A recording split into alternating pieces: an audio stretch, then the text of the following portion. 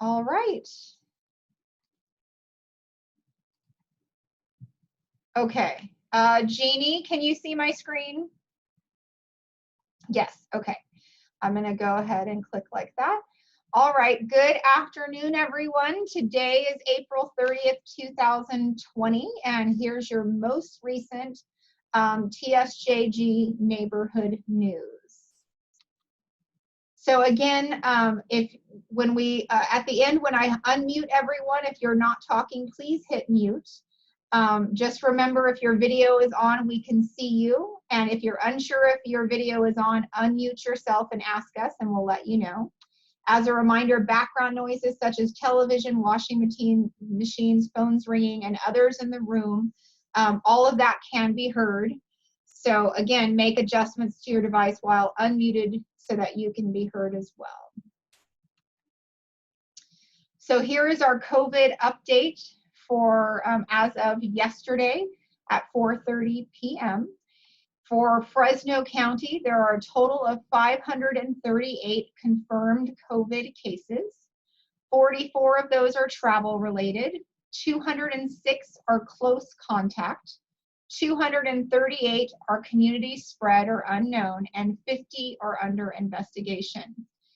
The total death is still 7, the number hospitalized 97, and recovered is 202. For San Joaquin Gardens, our total positive cases still is at 1, and that remains that one team member in the village who again has not worked or been on our campus since April 4th and was never here during the spread time period. We also have 3 people currently being tested. One of those is completely unsymptomatic, and that's the resident in the village that they are testing, and we should have the results on that today. The 2 other residents are slightly symptomatic and residential, are sheltering in place, but it was more of a precautionary measure by the by the physician. I believe one of these residents is at the hospital. So that's really not going to be atypical of me to share that we have PUIs that are residents, because right now the recommendation by the CDC is that they test individuals who are in congregate living. All right. So the recommendation is that we test anybody who is in congregate living for the safety of others. So it is quite normal for when we send out a resident to the hospital that that hospital tests them prior to their return. So we'll update you on those PUIs, or persons under investigation, which that term is really used by somebody that is being tested for COVID and we're awaiting the results. So we've had typically 2 to 3 people that are in the hospital, but often these 2 individuals just went to the hospital today, so we should know today what their results are. In our village, we continue to see a census decline, and that is primarily due to the low hospital activity. So our current census is 42.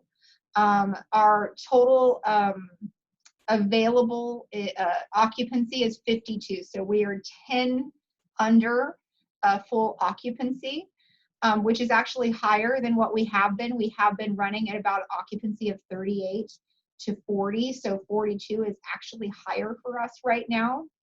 Again, each one census drop represents a loss of at least $10,000 in revenue for us. So that census being at 42 represents a loss of at least $100,000 in our village healthcare center.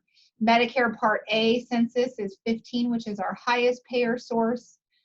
Managed care, which is somebody that has a different insurance other than Medicare, such as Blue Cross, et cetera, or Kaiser, is 5. Private contract is 16, non-private 2, and we have 4 folks on Medi-Cal. So actually, that's a good report, because we're excited to be back in the 40s again in census for our village, and as that represents a little bit of a revenue boost for us. So because of the financial impact that we have experienced for COVID, we are doing a workforce reduction. This will be effective May 3rd. And today and tomorrow, we will be informing our team members.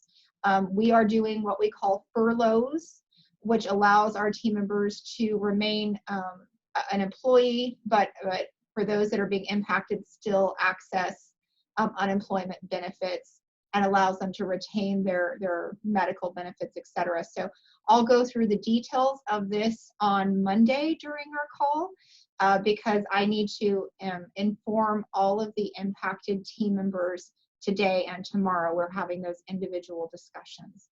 So more information to come on that, and no easy decisions were made, and this is very difficult for everyone involved, but absolutely necessary for our financial viability as we move forward. In our assisted living, Human Good did a poster contest to help communicate the best safety practices and precautions that we all should be taking right now in an effort to slow the spread of COVID-19. This poster was a winner for all of Human Good in their Stay Healthy poster contest. It was designed by our very own Patrick in the Grove. As you can see here, it says, "We all do our part, are you doing yours?" And it talks about the importance of hand washing, sheltering in place, etc. So he did a great job with that. So when you see that poster, you'll know it was designed by our very own Patrick, our team member in the Grove, our lifestyle enrichment coordinator there. In our Grove, our residents are staying busy with Patrick, doing all kinds of activities to help them continue to delight each other and themselves during this time. They are, again, going along with finding meaningful activity that allows useful skills to be utilized by each of our residents that is personalized for them. So Patrick does a great job of allowing everyone to find their strength and to show their skill set in meaningful ways. So great job. Our sales team members are continuing to sell during this pandemic in just new and different ways. So the One Day Senior Living app, they were trained on this week. And this will allow them to provide virtual tours of our neighborhoods. So don't be shy, come out and say hi, but they're going to be providing virtual tours for potential residents. There still is lots of interest in living in our community, and we want to find new ways to provide that interaction that used to be done with in-person sales events. We also want to let you know that we've had a lot of our apartments need to be vacated. We've had residents move to higher levels of living, and or their family members need to come and vacate their apartments for them. So movers are going to be allowed they will go through our traditional screening process. They will be asked to wear gloves and masks, which we will provide. They will ask to vacate the apartment in 1 day, so to complete the move in 1 day. We will establish a predetermined moving route for them, and we will identify specific, in that route, restrooms, etc., so that we can go and follow them and disinfect everything as they are completed with their duties. So just for your awareness, you will see the movers here assisting us in vacating apartments for the family members for Milano 205, Tuscany 264A, Piazza 101, and Piazza 215. In lifestyle enrichment, we have a lot of good things happening. First and foremost, a lot of you probably have seen these kindness rocks throughout the community. This week they're in the Tuscany area. I saw 2 as I was running around dressed as a butterfly delivering zucchini bread. The new area will be announced on Touchtown on Wednesday, May 6th. This is being driven by a couple wonderful and talented residents who have been busy painting these colorful and creative rocks, hoping to brighten your day as you walk around campus, something fun for you to look for and to see during your walk. So if you see one and you like it, you may take it or leave it. It's for being a good neighbor. So they are there for everyone's enjoyment, and we thank these residents for their creativity and their artistry during this time. A friendly reminder that this Sunday we will have the hymn sing-along again at 9:30 a.m. around the Tuscany Laundry area. The starting hymn will be Thou My Vision. And so if you would like to join along, please come to the Tuscany Laundry area, and everyone will be 6 feet apart and will participate in the sing-along. It's a wonderful way to build community, to be with one another and lift each other's spirits through voice during this time. So we do look forward to seeing all of you there. Cinco de Mayo will be happening on Tuesday, May 5th. So between 3 and 5 p.m., team members will be going around the campus with traveling margarita carts, offering you the concoctions of your choice. So look for us dressed up and delivering margaritas quite soon. We also have the Step into Fitness Challenge, which will go for 4 weeks from Monday, May 4th through Monday, May 31st. We want you to track your steps daily to total the steps at the end of the week, and email or call AJ to give them your individual total steps. Everybody that participates will be entered to win a weekly raffle prize. So we encourage you all to enter and to track your steps so that you can be a part of that raffle. It's more important than ever for folks to not become sedentary during this time of sheltering in place, to continue to try to get those steps in, to keep your body moving. And we will post the winner on the weekly leaderboard on Touchtown, so you can know who your competition is and try to outstep them. So more to come about that, but we encourage all of you to get moving, get those steps in starting May 4th. You can look for the painted rocks while you do it, but we want everyone to get involved into this step challenge. We also are going to be starting the TSJG Trivia Show. The trivia show will feature residents against team members, and who will know more trivia? I'm guaranteeing the answer will not be me, but we will have this fun contest occurring. The show will air on Touchtown multiple times next week. We will keep you posted, but if you want to participate in the TSJG Trivia Show, please let us know. We're excited to offer that via Touchtown. In our dining department, what's the dining dish this week? Well, May 6th will be National Nurses Day, and nothing says nurse like eating a brownie. So we will be bringing you a brownie with sprinkles to your front door so that you can taste the sweetness that is our nursing team and honor and celebrate them along with us. So enjoy your brownies while you salute our nursing team for all that they do and all the sweetness that they spread. But this will be your next edition of the Wednesday Dining Delight. Back by popular demand, per your request, is the Salmon Teriyaki Bowl. It returns tonight, so look for that on your menu and please order it, because I know a lot of you were missing having that wonderful entree from our bistro.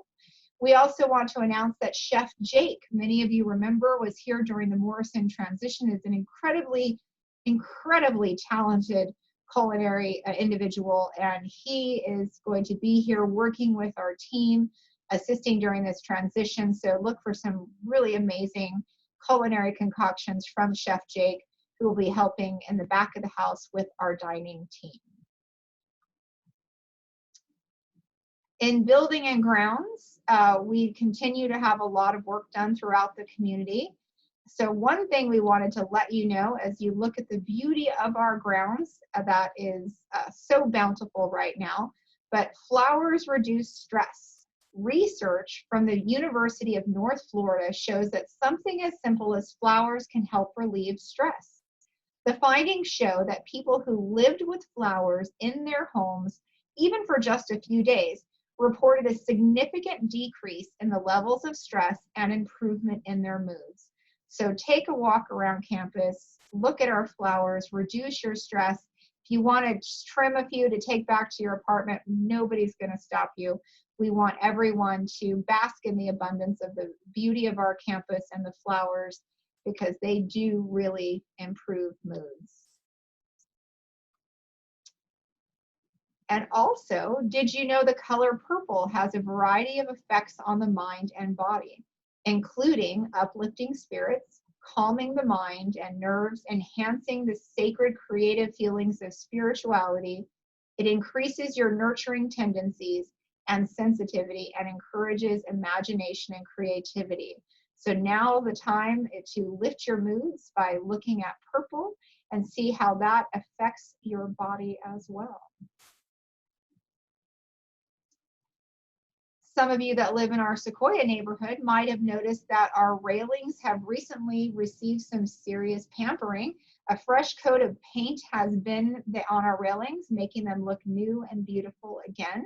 So thank you to our building and grounds and our painters for all that good preventative maintenance work so that we can continue to shine brightly as a campus.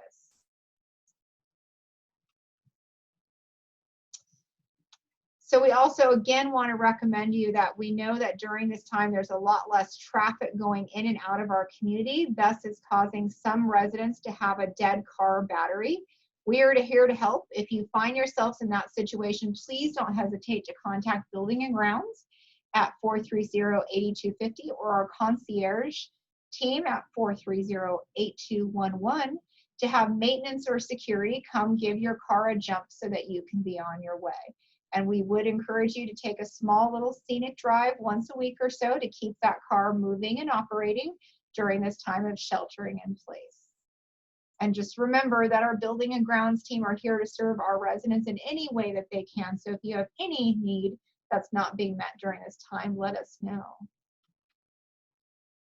Again, our security team is continuing to work 24 hours a day, 7 days a week, monitoring that screening tent right there at Valencia.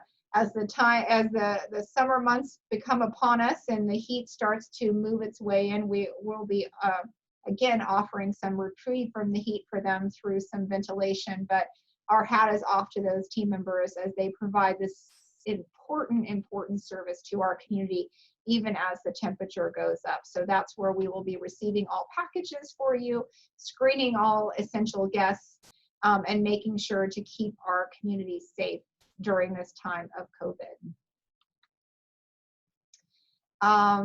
Dennis, are you there? Can you unmute yourself, sir, Mr. President? I am here. All right. So Dennis has some things that he wanted to share with you. So the first, go right ahead. It is up. Okay. Inquiring minds have asked at times what the primary purpose of our resident council executive board is. And the answer is that by state statute and of CCRC, the primary purpose is to promote or facilitate communication between residents and the administration. Next slide. So if you diagrammed it, it looks something like that. Administration, human good corporate at the top, and the resident council, which is all of the residents at the bottom. And between the two is the resident council executive board. And their primary purpose, again, is to encourage and facilitate communication between those two different groups of people. Next slide. So one of the things that we have done in this interim here is to evaluate and attempt to enhance the various means by which the administration communicates with residents. And actually, we have been involved in the initial beginnings of these twice weekly neighborhood news via Zoom. We now have a weekly garden news publication, as well as the monthly, which may or may not continue someday out there in the future.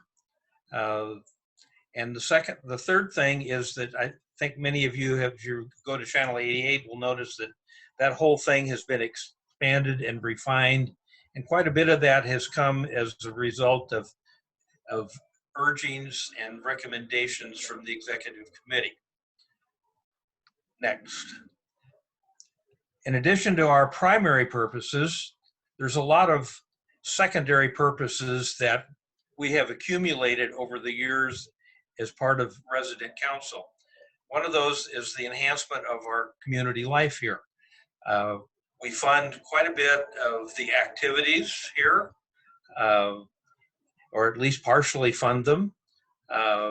We have helped fund the trams, the special entertainment evenings that we've had with different musical groups and individuals comes out of monies provided by the resident council. We funded things for the fun band.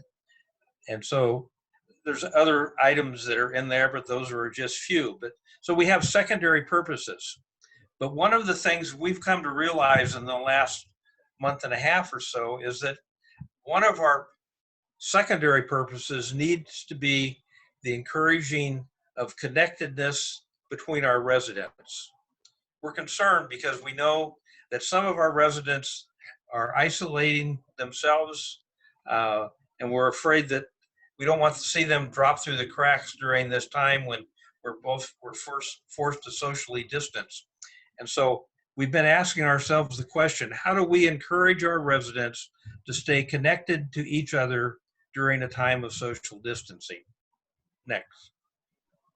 So if you diagram that, one of our secondary purpose, which is really one of our primary purposes right now, is to figure out ways that we can encourage residents to communicate with other residents. And we have an idea, if you will put the next slide up. So this is something we'd like to try. We're calling it the TSJG Party Line via Zoom. Next. So we're going to do a 3-day trial. This trial will be Friday, Saturday, and Sunday. This coming Friday, Saturday, Sunday, starting tomorrow, May 1 through 3, from 3 to 4 o'clock. The resident council will host an open line chat via Zoom. Resident council now has its own Zoom account, and we will be using that. There will not be any particular subject unless you just, those who come on, sit there and look at each other, in which case we will attempt to facilitate communication between you. And you will be sent tomorrow morning a hyperlink that will give you access to that particular Zoom meeting that will start at 3 o'clock tomorrow afternoon. We picked 3 o'clock because 3 o'clock seems to be the witching hour here. A lot of our things via Zoom have been going on at 3 o'clock. So we'll try that. We'll see whether that's a good time or whether another time is better. And this may be a complete failure, but I've noticed when you come on for this meeting twice a week, quite a few of you come on early. I think just because you want to look at somebody else, you want to be able to talk to somebody else, you want to find out what somebody else is doing. And so we want to see if there are some ways that we can encourage that, not only with you, but with others out there who maybe still haven't quite bought into the Zoom era that we have found ourselves in. So one of the things, that's the first thing that we're going to be doing to encourage connectedness within our community. If we don't have connectedness, we don't have a community. Thank you. Thank you, Dennis. I'm really excited about this idea, and I hope folks log in and give the Party Line a chat. I love the name because I remember, well, I shouldn't say I remember party lines, but I love the old movies that would show the party lines and people getting on there. So please log in and give this a shot, because I agree. The greatest thing about San Joaquin Gardens is our sense of community, our sense of togetherness. And this is a great way to build community in a time where there is the need for physical distancing. let's share some of the good news that's out there. So you will all be getting this note card. So Nurses Week is May 6th through 12th. That is National Nurses Week. It's in representation of Florence Nightingale's birthday. And this will provide an opportunity to show appreciation to all of the amazing nurses we have at San Joaquin Gardens. So the attached, what you see on your screen right now, this note card will be delivered with your meal on Friday, May 1st. We would ask that you write your expression of thanks or gratitude to our nursing team and turn it into the concierge desk by Monday, May 4th. If you aren't up to physically walking to the concierge desk, you can give it back to one of the servers who's dropping off your dining meal, and they will bring it to the concierge desk for you. Or you can call the Connect line at 430-8216 and ask for it to be picked up. We are going to gather all of these notes of gratitude, and we are going to display them on the Piazza Commons windows facing our main boulevard. And we hope that we will cover all of those windows with expressions of gratitude to our nurses for them to see as they enter our community on Nurses Day. So again, this note card will be dropped off to you on Friday, May 1st, and we ask that you have it for us by Monday, May 4th, so that we can put our window display in place on Piazza Commons. And a big thanks in advance for your willingness to write a note of appreciation to all of our Florence Nightingales, our amazing clinical team that we are so blessed to have here at San Joaquin Gardens. Again, want to remind you of the telephone game that we've got going here. So if you want to be invited to play telephone, we want you to notify us by May 1st. So again, remember that campfire game of one person starting a story and telling the next person, and they tell the next person until you reach the end, and the final story is hilariously different from the beginning. We want you to join us for this fun and another way to stay connected to each other during this time of physical distancing. Again, please call the concierge desk at 430-8211 and let them know that you would like to participate. A flyer will be given to you with the date of the game and the name and phone number of the person you are going to give a call to share what you heard as the story. The beginning story and the end story will be published on Touchtown, and as a reminder, there will be a special guest will be starting the story for San Joaquin Gardens. So again, please join us in playing this fun game of telephone, which will start on May 1st. So we want you to give us a call by May 1st so we can give you your person to call to play the game. We want to apologize for all of the multiple Zoom invites and uninvites, etc., that have been happening. As you know, Zoom technology is receiving an unprecedented usage, and therefore there's been some snafus within the technology that has required us to resend multiple meeting invites, etc. So we thank you for your patience as we navigate through these times of great change. So all the other Zoom meeting invites should be deleted except for the invites with the following subject matter. And if you'd like, we can put this on a flyer and put it in all of your, with your meals next week. But the neighborhood news, that's every Monday at 3 p.m. The password for that one is 185108. Neighborhood news meeting every Thursday at 3 p.m. That's the header that's in the subject matter, and the password is there that you see. And then finally, the monthly resident council Zoom meeting that starts Wednesday, May 6th. So anything that has a different start date or a different title, you can delete.